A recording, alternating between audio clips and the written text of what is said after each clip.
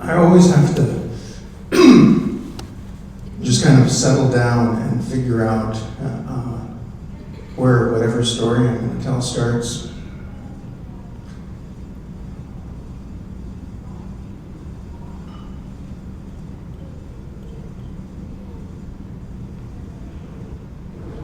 And I guess what we're really all talking about is how do we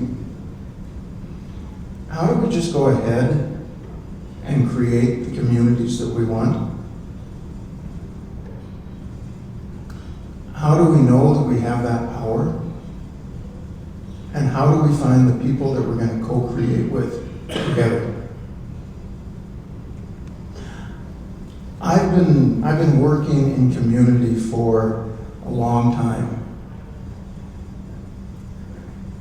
My explicit community work started in the mid-70s in Spokane, and started doing neighborhood organizing work for community development. And most of my work for 25 years was local work in Spokane. And I came to a point where I needed to learn more, I needed to see more, I needed to hear more stories, and that took me out into the world. For the next 10 years, for the first 10 years of this century, most of my work was in the global south. It was with people in communities in Zimbabwe and South Africa and Australia and India, Mexico, Brazil, other places that often get labeled as not having very much, but where people were coming together to create the communities that they wanted. In 2010, my life took another turn. I was invited to bring some of our work from News Stories and the Berkana Institute into Japan. And Japan has been the culture of my heart since 1970. So I have a long connection with Japan. It's where I met the grandfather of my heart. He was my first spiritual guide. It's where I met the woman who I married 8 years later, somebody who was in the same exchange program from Minnesota that I was.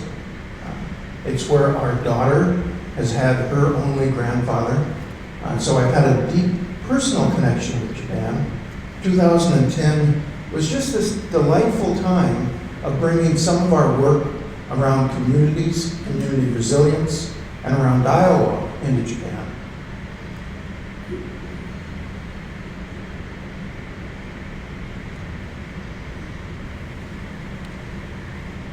Many of us, after March 11th, 2011, looked back on 2010 because there were many things that were starting in Japan in 2010. I won't talk about all of them, but many of us looked back from the perspective of March 11th and said, Spirit gave us a head start. Spirit let us connect with each other in some really important ways that were critical in terms of what happened after March 11th.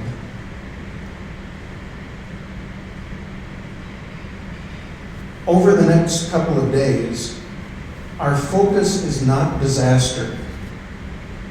But disaster was a punctuation mark in Japan, just as it was at High River. And I want to talk a little bit tonight about what happened there and what's happening now, and to ask all of you to relate that to what's important in High River. And I'm going to talk for, 30 minutes. Debbie Lane has promised if I go on too long, she'll do something to tell me to be quiet. Then we're going to take a break. Then we're going to pile some of your questions and comments in the middle of the circle, and I'm going to speak to some of those. And then we're going to go back to you and say, so what does this mean? What's important here in terms of High River?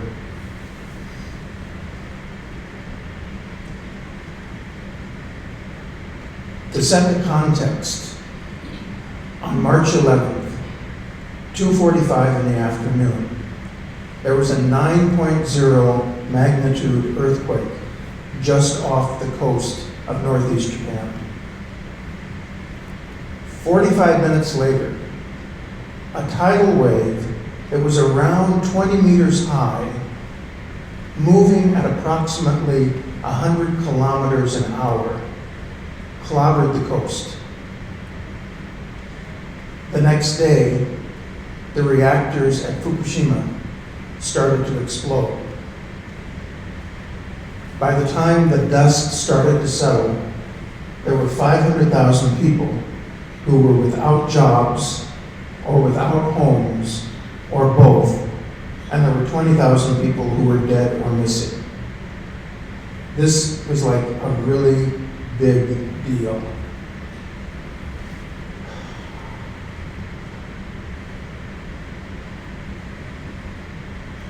You know, and I often think about the people who got up that morning on March 11th and just started into their normal day.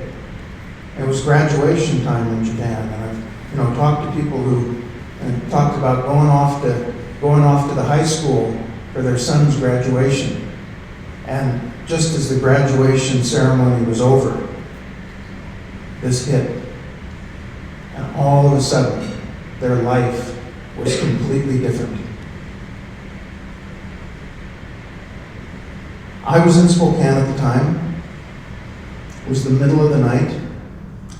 We got a call from our daughter, who was in New Zealand, and she's just terrified, saying, "Are they all right? Are they all right?" And she was talking about our host parents in Kyoto, about 500 miles away from the disaster area. And yeah, they were all right. But boy, that was the level of shock. Shock all over the world and in Japan.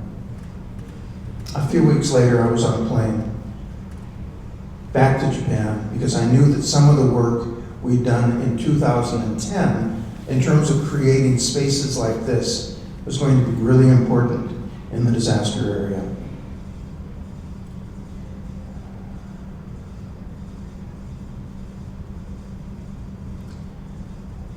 Just, part of what was going on is that Japan is a collective culture. That means that even though the disaster was situated up in a corner of Japan, it was felt across the whole culture immediately. I was with an executive of a television company in southern Japan a few weeks later, and he looked at me and he still had a look of terror in his eyes. And he said, I thought Japan was over. I thought we were done. I thought there was no way that we could move forward.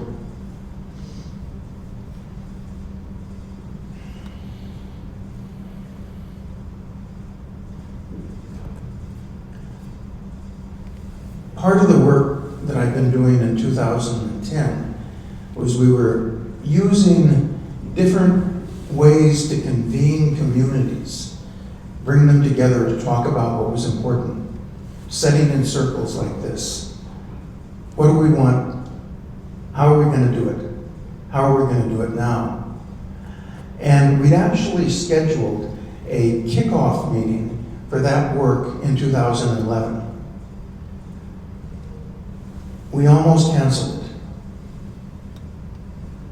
It's really, really hard. I mean, most of you remember what it was like in High River in the days and weeks after the floods had receded, and how just totally disorienting it was. It's true in Japan. We decided to go ahead and hold this meeting because we said it's even more important now to convene community than it was before. And, as people were arriving, it was like they were walking through molasses. Nobody wanted to be there. They said they'd come, and so they came. But they had no idea if they were really ready to talk to anyone about what was going on. They couldn't even understand it themselves. How the hell can I say it to somebody else? But they were there. people that knew each other, they could barely look at each other because it was just so hard. 3 hours later, there's a word in Japanese I love. It's waku waku. Waku waku means excitement. The room was filled with waku waku. It was just buzzing. And it was such an incredible shift from 3 hours before that I actually had to do this stepping back and say, what's going on here? And as I did that, this rather loud voice comes into my head saying, we have been released from a future we did not want. That was the other energetic impact of the disasters. It allowed people to start talking with each other about what they really wanted, and it allowed them to let go of stuff that wasn't serving them well before, that they really wanted to get rid of anyway. That was the spirit that we started working with.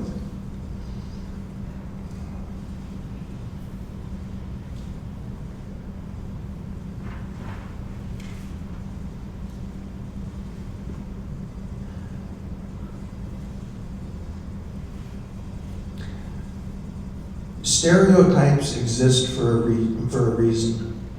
And there's often a stereotype of people from Japan being obedient, moving forward, not complaining, all of those kinds of things. And it's true. There's a woman by the name of Mikako Takahashi from a little town of Minami Soma in Fukushima. Minami Soma was a community of 70,000 people. 50,000 of the 70,000 were evacuated after the reactor started exploding. 20,000 stayed. The 20,000 who stayed started immediately saying, how do we build community again? What are we going to do? And they'd heard about, the term that we were working under in 2010 was future centers.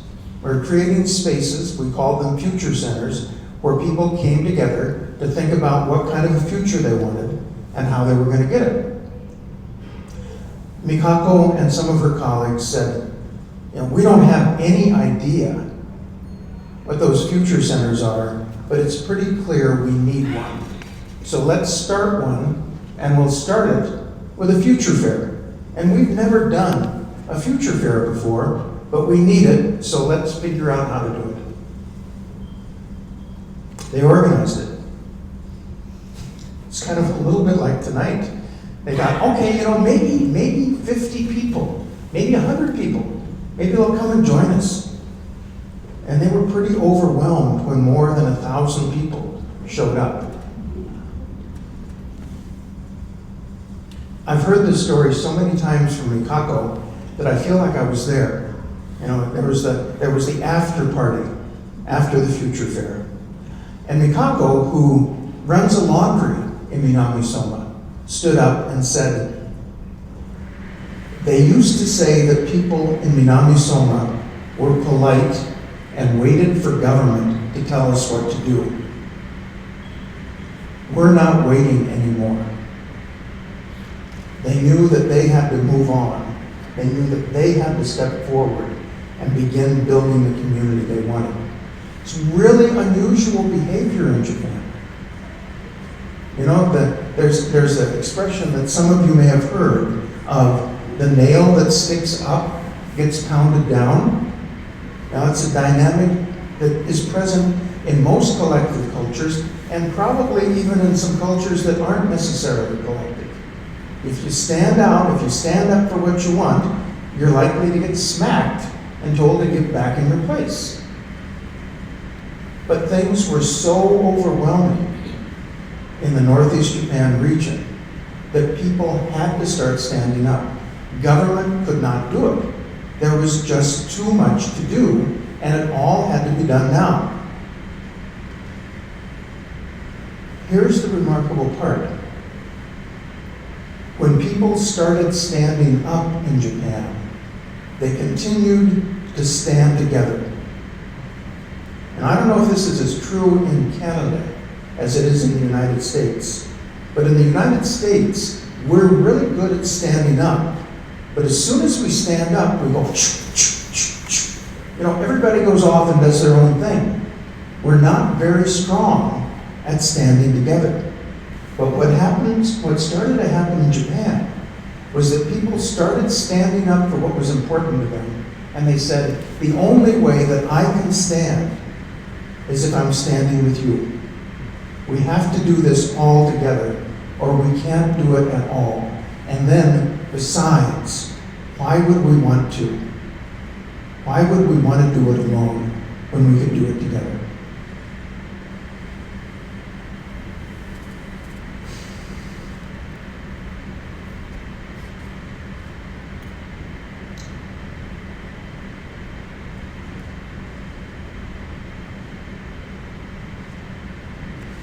I'm going to come forward 5 years, a little bit further into the story than you are yet in High River.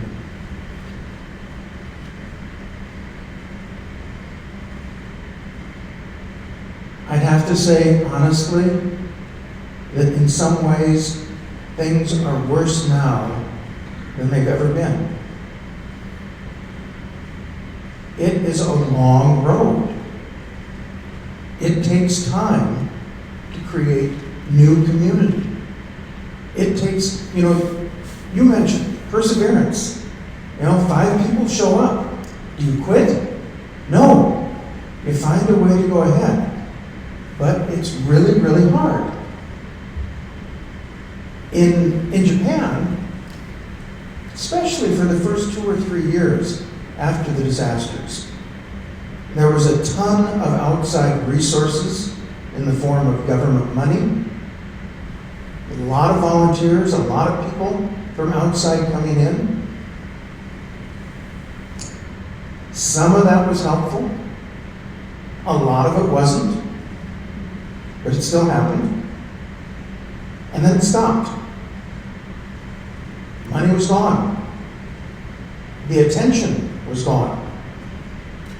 There's people in other parts of Japan now when I'm talking there, and they'll say, "Oh, you mean there's still a problem there? Isn't everything fixed? Why not? What's wrong with those people? Why haven't they taken care of it? We would have." Yeah, right.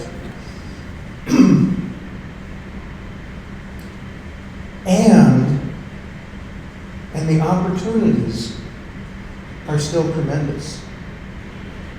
Part of the reason the opportunities are tremendous is because people have seen that the one story that they were living in was a very tenuous story, and it wasn't the only story that was available. That daily life that they lived wasn't a daily life that was going to go on forever. And actually, they had agency, possibility, and responsibility to begin to create what they wanted together. And it's a long haul. Really crazy time now. There's things going on like the government that was there was like a year and a half or 2 years where people were able to hold the uncertainty about the future. Then a politician came along by the name of Abe who said, "I'm going to lead you back to the 1990s, and Japan is going to become a ruling economic power, and everything will be cool again." And he got elected. Because even though people may not have liked the 1990s that much, it was something they knew and they remembered and they understood.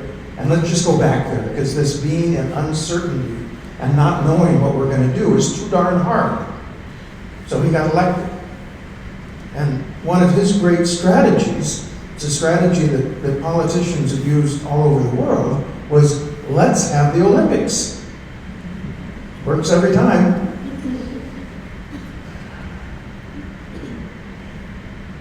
One of the dynamics now, I mentioned those those 500,000 people who were without homes or without jobs. The amazing thing is that by August of 2011, temporary housing had been created for 300,000 people. That is no small accomplishment, but it's temporary housing. It's not great temporary housing. It's temporary housing. I could tell temporary housing stories, but I'll wait till later. Part of what's happened because of the Olympics, because of what the government in charge out there decided, is that, number one, same thing that happens all over the world with a major event like the Olympics. The cost of construction materials went up threefold. Second thing that happened, and was particularly important because of the contracting process for public works in Japan, is that all of the labor that could build anything with the materials that weren't there anymore were making much more money building Olympic buildings all over Japan. So now, temporary housing is still another replacement housing is still another 3 years out. And part of what that means is that the people who are in the temporary housing now are the people with the least money, the least resources, and the least resilience, who haven't been able to find a way out on their own. So it is definitely the long haul. People recognizing that are finding new ways to begin to create together.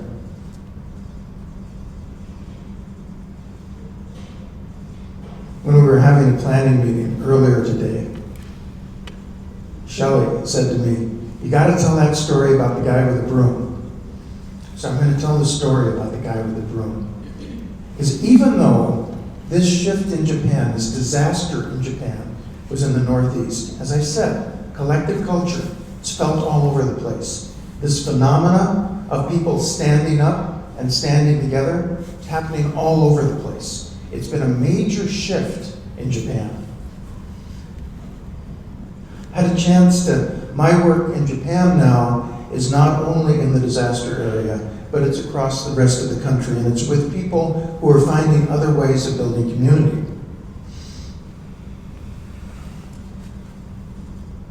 One of the lovely things about Japanese language is that it incorporates other language. So, in Japan, people who grew up in High River and went off to Calgary or Toronto or whatever and decided that they liked High River better, in Japan they're called U-turns. They're the people that started there and came back. U-turns are not enough. So in Japanese there are also the I-turns.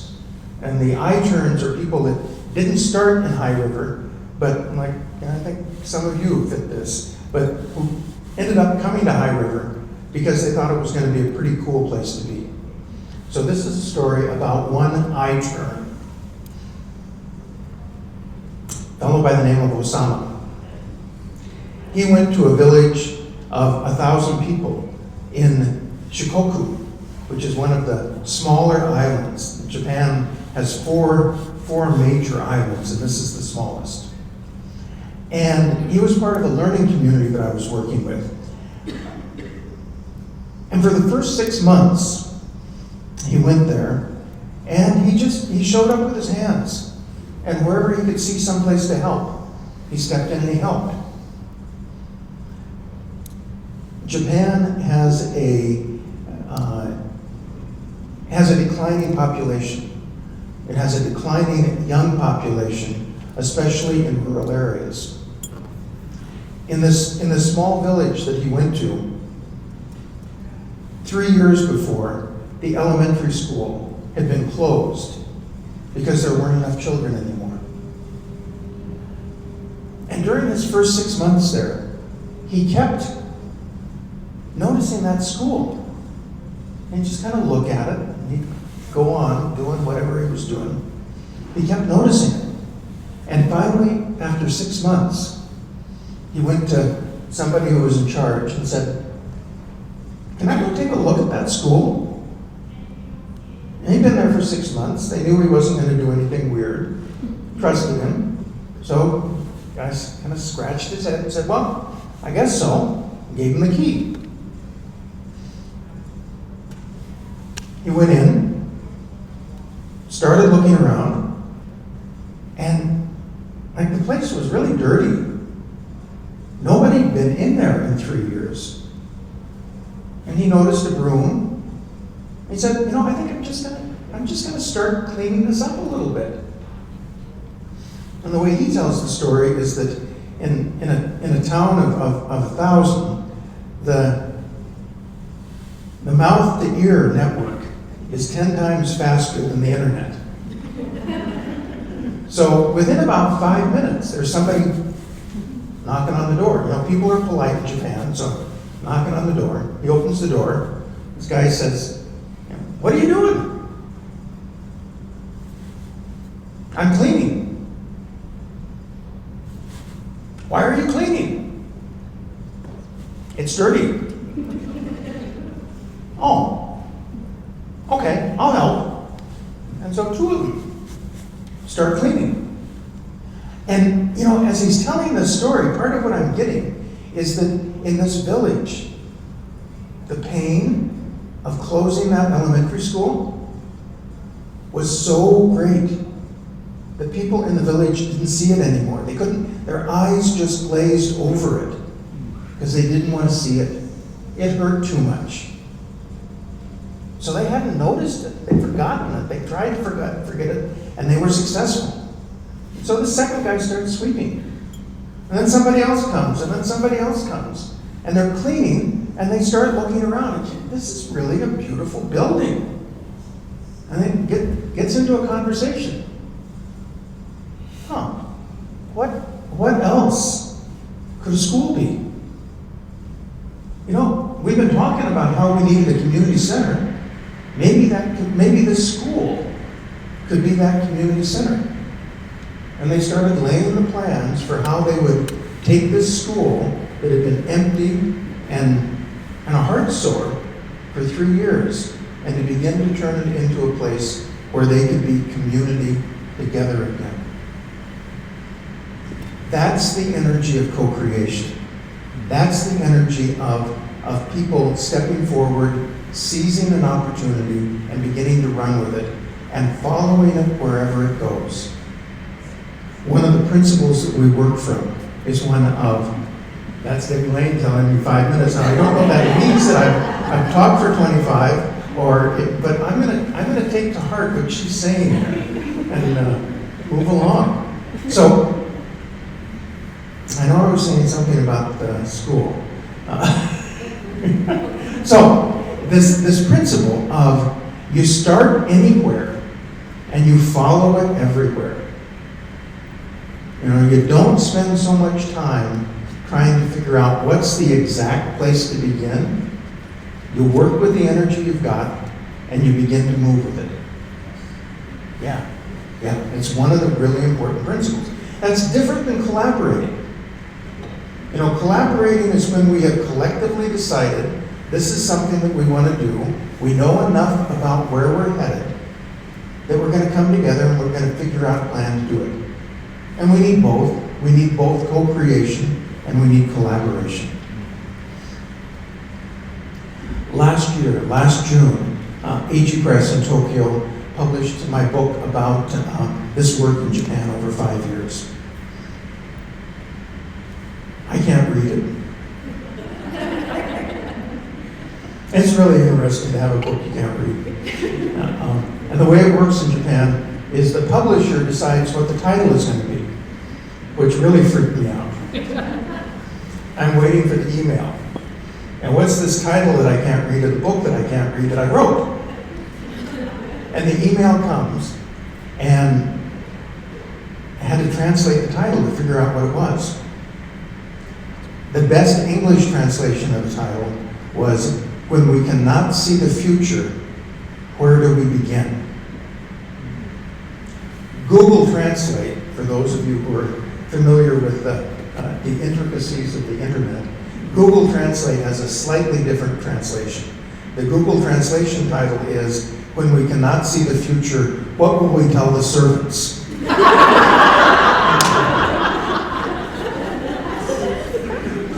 From time to time, I like the Google Translate title even better.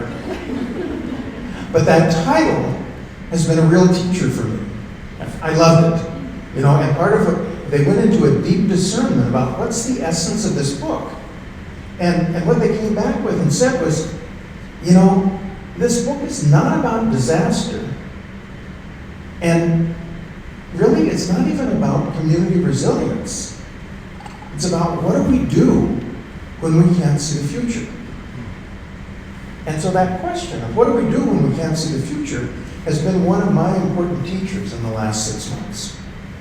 And as I've listened to that question, what's happened to me is I've realized that when we can't see the future, we have to bring our attention back to now. We have to bring our attention back to right here, right now, and what we're going to do today. And that's the time that we're in. As far as I can tell, in High River, in Spokane, and all over this world, we are in a time of extraordinary change. We're no longer able to claim that we can see the future. What do? How do we find each other? How do we come together to create the communities that we want now? And when it doesn't happen now, how do we stay together for the long term? How do we keep coming back to each other and learning from our experience and finding that next step forward? I'd like to hear from maybe about 10 of you. Questions, comments, what's stirring now after the time we've spent together so far? And I'll use that to figure out what I want to say next. And my friend Jerry, who, by the way, did me the service of pointing out that I should have gotten out my calculator, so I have to tell the truth. We're not exactly 7% of the High River population. But, never let details like that get in the way of a really good story. And frankly, I don't care whether we're 7% or not. The energy in this room is incredible. And it's the energy in this room, it's this kind of energy that builds community and builds what we want. But I thought I'd better do that correction. Hate it though.